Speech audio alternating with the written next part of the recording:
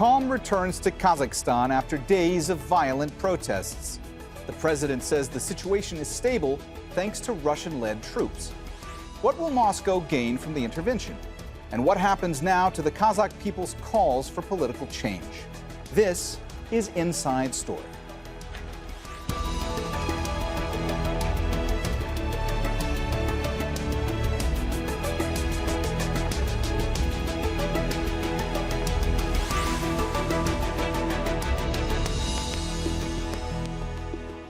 Hello and welcome to the program. I'm Mohammed Jamjoom.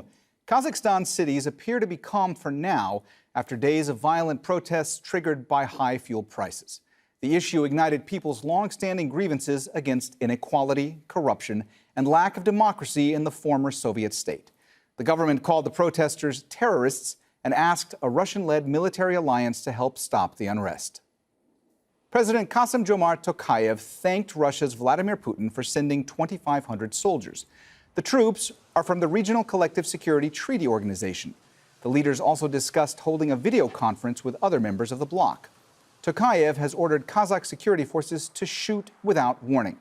And authorities have arrested the former national security chief on suspicion of treason.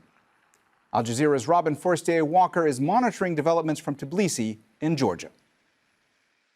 The arrest of Karim Masimov, the head of the security services, is a very significant development in Kazakhstan because Masimov was an associate of the former president, Nursultan Nazarbayev, who is officially Yelbasi, leader of the nation in Kazakhstan, this kind of dual authority that has confused perhaps many Kazakhs over the years since Tokayev came to power. Now it seems that Tokayev is finally purging himself and his a government of this old guard, because Nazarbayev is no longer in charge or chairman of the Security Council. This was an important body advising on issues of security to the president. He's gone. His nephew has been also removed from the security services. Masimov is no longer head of the security services, and this cements President Tokayev's grip on the levers of power, all the levers of power in Kazakhstan.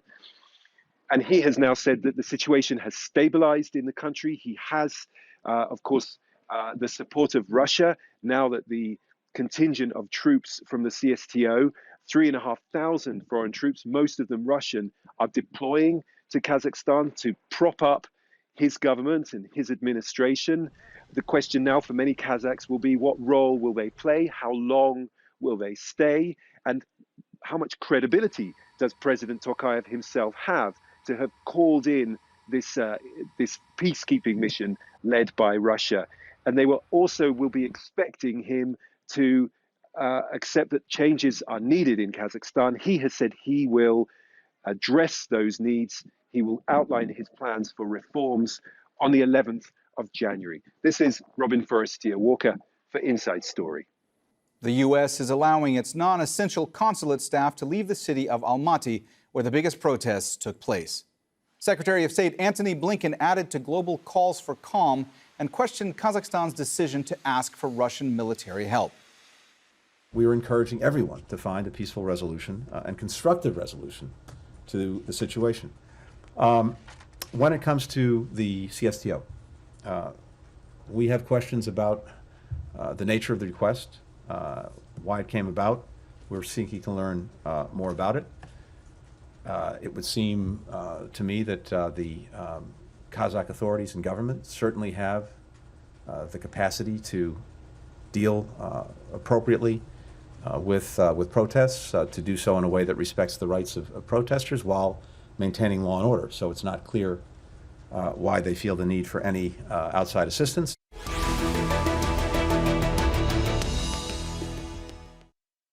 All right, let's bring in our guests. In Geneva, Cholpon Orozobekova, director of the Bulan Institute for Peace Innovations. In Moscow, Maxim Suchkov, a specialist on Russian policy and foreign affairs at the Russian International Affairs Council. And in Brussels, Teresa Fallon, director at the Center for Russia, Europe, Asia Studies. A warm welcome to you all, and thanks so much for joining us on the show today. Teresa, let me start with you today. How does the unrest in Kazakhstan impact Russia, and what does the Kremlin want out of Kazakhstan? Well, Russia and Kazakhstan share one of the biggest borders in the world. So what happens in Kazakhstan really affects what happens in Russia. But we have to ask ourselves, why did Putin move so quickly when he had this request? He immediately seized on it. This is the first time the CSTO has been used in this fashion. So Kazakhstan is an enormous country with key energy issues, and it has practiced a multi-vector policy. So that means that they aren't just in the Russian orbit any longer. It's a post-Soviet country. For 30 years, they've had this kind of interesting relationship. And China has made incredible inroads of influence in Kazakhstan as well. So it's a country wedged between two major powers of Russia and China. And it's a key player on China's Belt and Road Initiative. It's Xi Jinping's signature policy, and to build kind of on the idea of the old Silk Road and have economic instruments. But the other key aspect of all of this is the energy. Kazakhstan's a huge producer of energy, and they export by pipeline to China. And during the heyday, when I lived in Moscow, an oligarch, Khodorkovsky, was actually put in prison because he had the temerity to try to negotiate building a pipeline, an independent pipeline from Kazakhstan to China, directly circumventing Russia's kind of monopoly on pipelines in the old Soviet Union. So this was a red line for Putin, and Khodorkovsky ended up in prison for 8 years on that. So this gives Putin an incredible opportunity to seize some leverage on China's energy exports from Kazakhstan. And we see Beijing's response to this, because Kazakhstan, the current leader of Kazakhstan, didn't reach out to the Shanghai Cooperation Organization, the SCO. He rather reached out to Moscow through the CSTO. So clearly he sees closer affiliation with Russia. So this is kind of a loss for China. In the Chinese press, they're saying we should work together, the CSTO and the SCO, to work together. So China definitely feels cut out of this major power move by Putin. Maxim, you heard Teresa there talk about the fact this was the first time that the CSTO, that's the Collective Security Treaty Organization, that it's been deployed in this fashion. I'm curious to get your point of view about, first of all, how significant a move that is, but also I'm curious to get your point of view about what Russian President Vladimir Putin, what his position was when all the unrest first began in Kazakhstan. Would he have wanted to intervene, or would this intervention have been a reluctant one?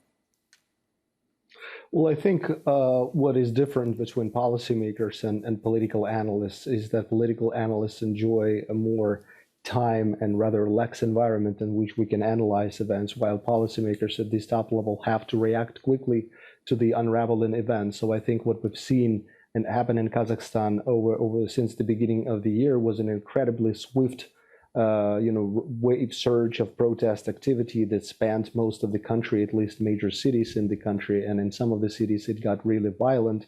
So it did raise a lot of concerns in Russia over potential prospects for what may happen in Kazakhstan, whether the state institutions would collapse, whether this is kind of an intra-struggle between the elites, or there's some foreign involvement there. All kinds of versions, I think, were weighted in.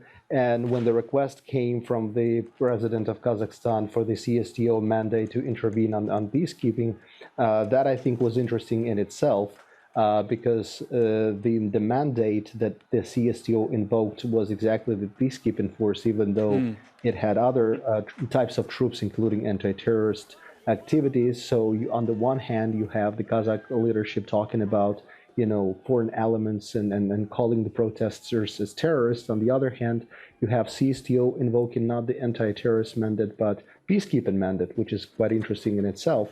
But the presence so far has showed to be rather limited.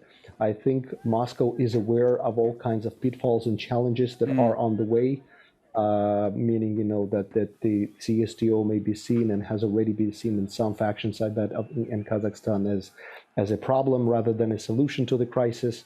So Russia wants to move rather cautiously and not participate in quelling protesters, but rather in safeguarding key security infrastructure facilities, make sure that its involvement is restricted in time. So the CSTO General Secretary says it may last from, quote, several days to several weeks. but it depends on the situation in the country and upon the decision of the president of Kazakhstan. So far, I think it has been pretty cautious, making sure that the country is stabilized and it does not get spilled over to neighboring regions, including in Russia, given what my colleague previously mentioned about the big border. Chulpan, President Tokayev has said that the situation has now been stabilized. Is that the case? Are things back firmly under government control in Kazakhstan? Thank you very much. So in Kazakhstan now, people are scared and feel unprotected. So I have colleagues and friends in Kazakhstan. It's really hard to reach them out as the government cut internet and mobile phone services. And we are having very rare chance to ask them if they are doing well. And people are scared and they are staying at home mainly. There is uncertainty. They say that they can't trust anyone and don't know which sources they have to trust. And they sit for days with no access to internet. And then sometimes they have internet for a short time, but mainly without communication. So they can't reach out their families, friends. And local journalists are informing that you can hear in Almaty single shootings now. It's mainly to warn people not to approach the main square or some strategic objects. And Russian and other foreign troops are already in the streets, guarding some buildings and streets. And so the situation is more calm today. But in general, I would like to comment why this situation is very complicated. You need to understand that there are two events happening in Kazakhstan concurrently. Mass anti-government protesters that started first, but also a battle for power within the highest echelons of power. It's fight between the clan of Nazarbayev and Tokayev. Now Tokayev, when he has support of Russia and CSTO organization, he started arresting the close circle of Nazarbayev. For example, today was arrested Masimov, who served twice as prime minister, and he's seen as a long-time associate of former President Nazarbayev. And next complication comes from the absence of alternative political figures. Compared to neighboring Kyrgyzstan, for example, Kazakhstan does not have any opposition leaders who can guide, unite protesters and negotiate with the authorities and at the same time negotiate with Russia, for example.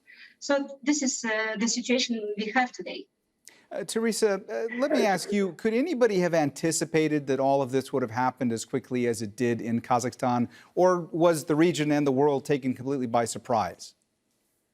Well, there have been rumblings of protests for years now, and we've seen the current government has made pledges to do reforms, and it's been kind of simmering around. The government hasn't made the reforms that it has promised. And I think that this was just the last straw on the camel's back when they doubled the price of fuel. And it was shocking how fast it went across the entire country. We're talking about a country the size of Western Europe. So that this happened so rapidly. There has been speculation since there's been an outage, the internet, that always leads to rumors. And as my previous colleague mentioned, this idea of Nazarbayev, there are all sorts of rumors circulating that he even fled to China. So it's unclear what's going on there. It's not perhaps just the protesters, but maybe agent provocateurs. We don't know. It's a lot of speculation, but it was so serious that they had to call in Russia quickly, and Russia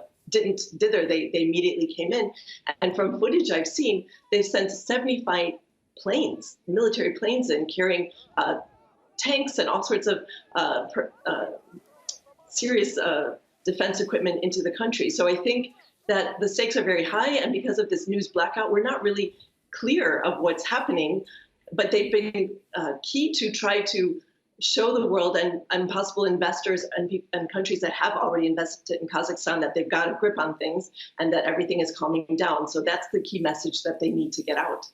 Chulpan, let me ask you, the fact that former President Nazarbayev is no longer in charge of the Security Council, the fact that Kassym-Jomart, who was the former head of Kazakhstan's domestic intelligence agency, was detained on what's being called suspicion of high treason, does this say to you that there is a purge that's being conducted by President Tokayev's people to rid the political elite of the supporters of former President Nazarbayev? Is that what we're seeing play out right now? Initially, ordinary people, they wanted the change of the regime.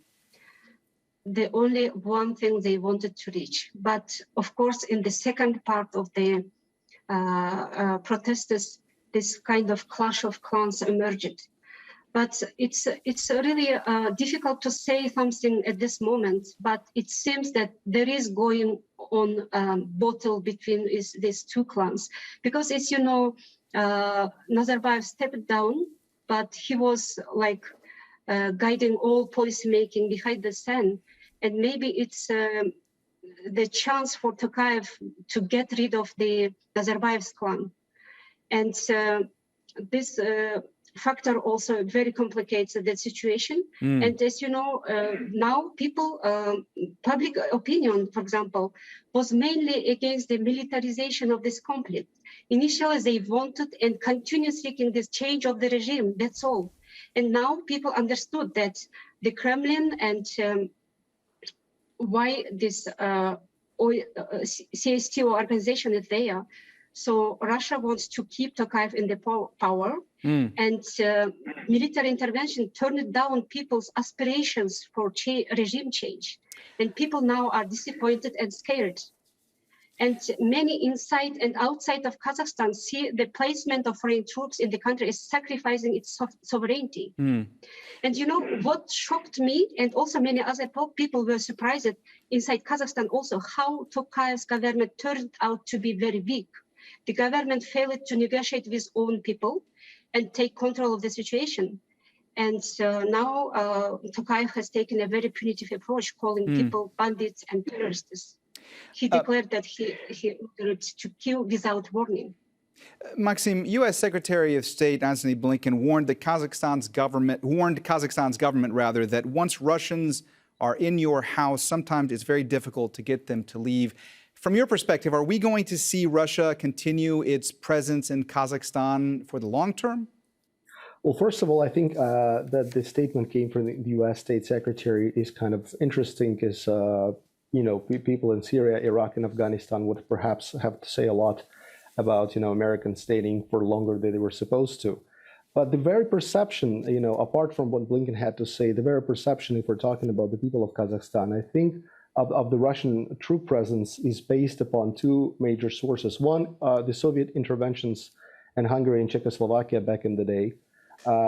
And second is the Russian troop presence in the early days of the post-Soviet era in Moldova and Abkhazia and South Ossetia in particular. What I think may be different, and I'm saying maybe because we're still at the early stage of that, what is different is that neither during the Soviet time, the governments of the countries that the Soviets invaded authorized, not invited the Soviet troops, unlike Tokayev did.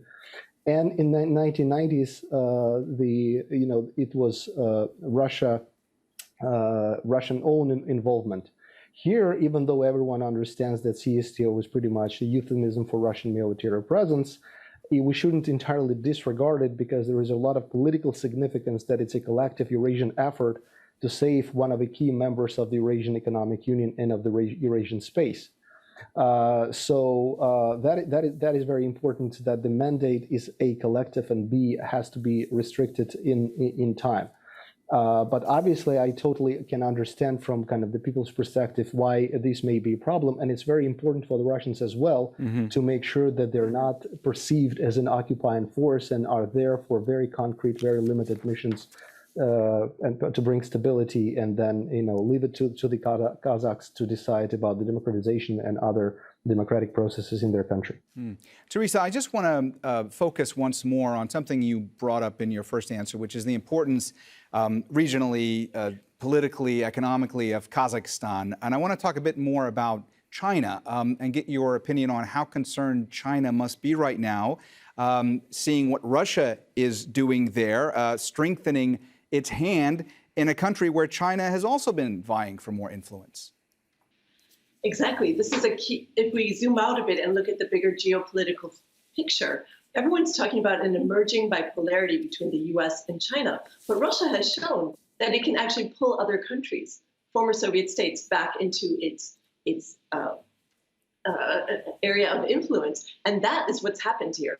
Instead of having the multi-vector policy of China, Russia, US, which they have been handling quite well. Kazakhstan wants investment from all these players. They have American oil companies there as well. But now they feel, it appears at these early stages, that they're maybe pulled closer into the Russian orbit. We must keep in mind that of the Kazakh population, it's only about 16 million, 20% of that population is Russian. And so there is some speculation that this concentration of the Russian population in the northern part of Kazakhstan provinces, what is Putin going to ask for in return for keeping the current government in power? And there's some speculation that Putin wants to have part of that, and that's an oil-rich region. So this could be a brilliant move by Putin. He's been sitting back. We always talk about the marriage of convenience between China and Russia and this kind of ambiguous type of deterrence that they have, because everyone is concerned about a Russia-China dragon bear type of approach to the world. You know, this is a massive power. But we're seeing some divisions now between Russia and China. And so I think that this bipolarity is a more complicated world now, with Russia kind of acting in Ukraine, Belarus, Kazakhstan. It's almost Putin's, kind of vision to try to pull together this post-Soviet influence area. We saw with the Eurasian Economic Union, which really didn't have much traction, but now we're seeing he's trying to do that. And I should add that, who are you going to call when you're an authoritarian and have problems? People are turning to Putin. We saw this happen in Belarus. We're seeing that now in Kazakhstan. That gives Putin a great leverage. And lastly, it also sends a message. We saw Nazarbayev, it was kind of his retirement plan. And now he's been removed. I mean, it's early days. We don't have all the facts yet. We haven't heard from Nursultan Nazarbayev, but the main city name was turned to Nur-Sultan in his honor, and now Kazakhstan press reports have returned it to its old name. So I think that Nur-Sultan Nazarbayev has fallen out of favor, and the message here is for Putin is, you're not going to be able to retire. Chulpan, from your perspective, what happens now? What happens going forward with Kazakh people's calls for political change? I think long-held grievances will have consequences in several years anyway, because Tokayev used this chance and got support from foreign troops. But Kazakh people will continue demanding the change, I think. And it's impossible just ignore grievances of people for many years. Maybe it might be several years, but anyway, the change should come, I think. People have a right to get rid of corruption and the corrupted elites, and they have a right to freedom. And I think, I hope that Kazakhstani people, these aspirations will come true one day. Maxim, you've spoken in some of your previous answers about what a difficult line this will be for Russia to walk when it comes to their presence in Kazakhstan. I want to ask you more specifically, what are some of the potential drawbacks when it comes to Russia's involvement in Kazakhstan? Well, I mean, any crisis, especially the one that Russia has been involved in, is both a challenge and opportunity for Moscow. And I think right now there is a very reason and desire in the Kremlin to make sure that Russia extracts more benefits for itself in this particular situation than faces challenges. I think there are important lessons, of course, from what's going on in Kazakhstan for Russia's own power transition in 2024. We also have to make sure that we're seeing right now, and that's very important for the future of Kazakh-Russian relations. Tokayev will be almost 79 by the time of the next presidential cycle, so perhaps he's not there to stay for a long time, but still very important. The drawbacks, as I mentioned, to make sure that the Russian presence is not perceived by the Kazakh people as an occupying force. And I have to say that it's not just all the people in Kazakhstan are against Tokayev and against the Russians. many look at the Russian and CSTO presence as a stabilizing force. So that's important, I think, for the Moscow to ensure that the image maintains, to make sure that Russia is not participating in fighting military protesters.